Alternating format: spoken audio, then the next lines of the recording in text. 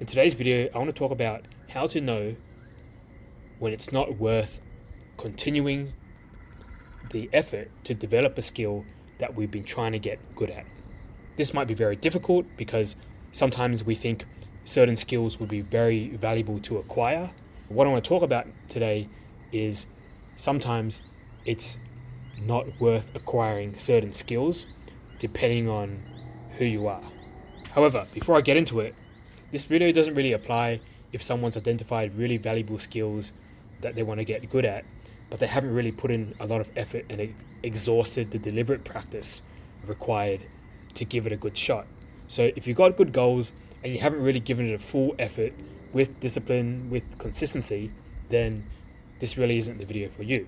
However, if you've had your eyes on certain goals and skills and you've put in the effort, invested resources, and have been very deliberate about it and done the right things, and you're not getting the kind of results you want, then this video addresses that topic. And the answer is not going to be always yes or always no to give up. So please bear with me and watch the whole video because it's quite nuanced, and I don't want you to get the wrong idea where I'm like, if you've given it a good shot, it's always the right thing to throw in the towel, right? However, there is a right time to throw in the towel, in my opinion, and I'll explain why. Let me tell a story first. When I was in high school, I was extremely good at maths, at least in my high school, right? So I came first in everything. I did the hardest levels of mathematics, and I didn't actually rely on the teachers that much to get that skill, right? And so I always had an assumption in my mind where I'm like, oh, maths is so easy. Maybe our teachers aren't explaining it, but if only someone explained it to people clearly enough, then everyone would be good at maths and they would appreciate it and they wouldn't find it hard and they wouldn't struggle like so many people do. And I got into tutoring and teaching, and I have over 7 years of experience teaching mathematics. And what I learned over those years is that initial premise I had where anyone could be good at maths, however positive it might seem on the surface and romantic, it's actually not true. And the abstraction of that premise is everyone could be good at everything if only they had the right instruction and they put the right effort into it. I don't think it's true anymore. And let me explain what I observed, which changed my mind. So I observed a wide range of students, but I'm just going to talk about the polar extremes to illustrate my point. So there are students who really struggle with maths and they want to get good at it for whatever reason. Often it's because of their parents and also because you want to get good at stuff which you're required to do, right? So everyone's required to do maths in Australia. And if you're not doing well, for some there's a natural motivation, though it often comes from the parents and the teachers, that you need to get good, you need to get competent at this. And so what those students do, they put a lot of effort into it, a lot of resources into it. They get a lot of tutoring, they get a lot of coaching from different teachers. The tutors and the teachers are often very competent and they've had good results themselves, and yet they don't do as well as one would hope. Yet, in theory, they would have addressed the naive and simple gap that I identified in my initial premise. They would have had someone who was many steps ahead of them, who achieved the results, and they explained things to them in a way which was easy to understand. Because often they did understand it, yet they didn't get the results and the level of depth and mastery that one would expect. On the opposite extreme, I saw some students who cared little about maths, right? And they didn't put that much effort in, but the little effort they did put in, they really accelerated and they did really well, which is a bit paradoxical, right? Because you've got a group who doesn't care as much, isn't putting that much effort in, and you've got a group who cares a lot and they're putting a lot of effort in, and the results are the reverse compared to what you might have expected in that initial paradigm. I saw the cases in between as well. The diversity of observations, it led me to change my understanding that everyone could be good at everything if only they put the effort in and had the right instructions. It might sound disheartening and negative at first because the conclusion is some people are geared and they have a proclivity and they have the talent and the conditions, however you want to put it, to excel in the mathematics, to excel in a certain field, whereas some don't. So that sounds perhaps disheartening and negative at first. And it would be if it was very broad that I was applying this principle to. However, it's only to a narrow field, which is mathematics. So if I were to say only a certain number of people can be successful, whereas some people, no matter what they do, they can't, that would be pretty negative, I think, and very unfortunate, though I don't think that's true.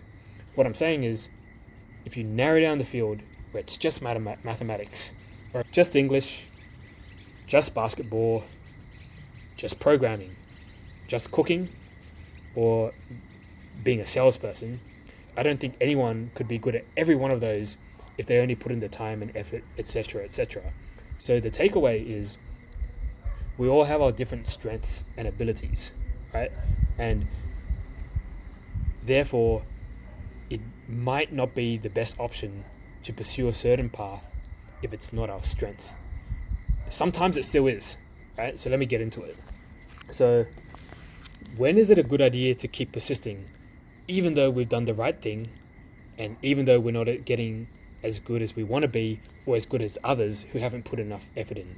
The thing is, I think it's essential when it's by definition essential to your values and to your well-being, right? So say, if we just forget the maths example for a second, and we talk about something which is more essential, like health or relationships or psychological well-being, like meditation, then that's something we should be pursuing regardless of our talent, regardless of our ability compared to others, right?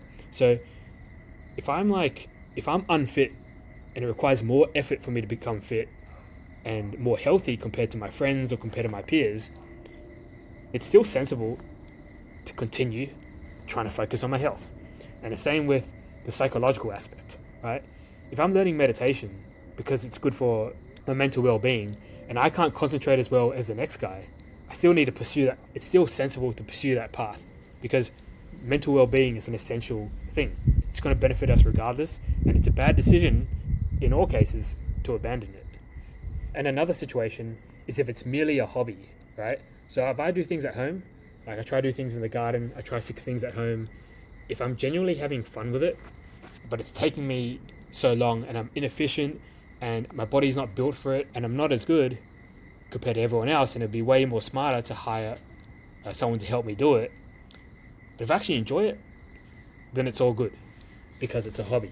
If it's essential, if it's a hobby, then yeah, all good, keep doing it. However, if we're trying to figure out how to make a livelihood, how to have a career, then we need to find something where we're going to excel in. And the reason for this is we need to be valuable from a job marketplace point of view. And the distinction here is it's not valuable as a human being or as a friend or as a or whatever role, right? I'm just talking about from a job marketplace point of view. We need to be skilled and we need to have an advantage compared to the average. Otherwise, it's going to give us a hard time finding us a job which we're going to enjoy, because a lot of the enjoyment not only comes from the passion, the excitement of the actual task, but it actually also comes from competency. And we have competency, then our employers are going to give us the flexibility, the control, and the creativity that comes with job satisfaction. Or we're going to be able to create a business or work for ourselves and get clients because we're good. But if we're not good at something and it's related to our job and our livelihood and we need to be successful, it's dependent on being good, right? And good is compared to the average, compared to our peers and our cohorts. Other people who are trying to put in the effort to also get the same goal. But we can only justify quitting if we've actually figured out and done the right actions to know that it's not our strength. It's not like an excuse where you don't like it or you try it a bit and then you just give up because it's not for you. Because a lot of the process of getting good is doing things you don't like and figuring out how to make it fun. However, if you've done the deliberate practice, you put in the effort, you've had coaches, and it's still not working out, then my advice would be to pivot and find something which is your strength, where it's still going to be hard, but where if you did put the effort in and with the deliberate practice, that's where you would thrive, because that's where you're going to be successful. That's where your life is going to be much easier, and you're going to have a much more easier ride in terms of your career and your job if you get good. Yeah, that's my rant for today. It's getting dark. I don't want this advice to be taken the wrong way, where someone takes it as an excuse to not put effort in, not do the hard things, because getting competent is often hard. It doesn't come naturally. It's not as if we get our passion. We come up with a passion and immediately everything's going to be rainbow and butterflies. But I'm just talking about some people are geared for maths, some people aren't, right? It's not clear at the outset who is and who isn't. It requires effort to know whether you can shine, and it requires many conditions, right? But then some people are geared for basketball and some aren't. Some people are geared for programming, some aren't. Some people are really good at marketing and good with the language and the speaking. Some people are good at sales and some aren't, right? So it doesn't make sense to pigeonhole yourself in a field for life if it's not the field that you're meant to be doing. So anyway, I hope that was some food for thought. Sorry the lighting's so bad, but hope it was useful, and I'll see you soon. And let me know what you think. If I'm wrong, let me know. If I'm right, let me know.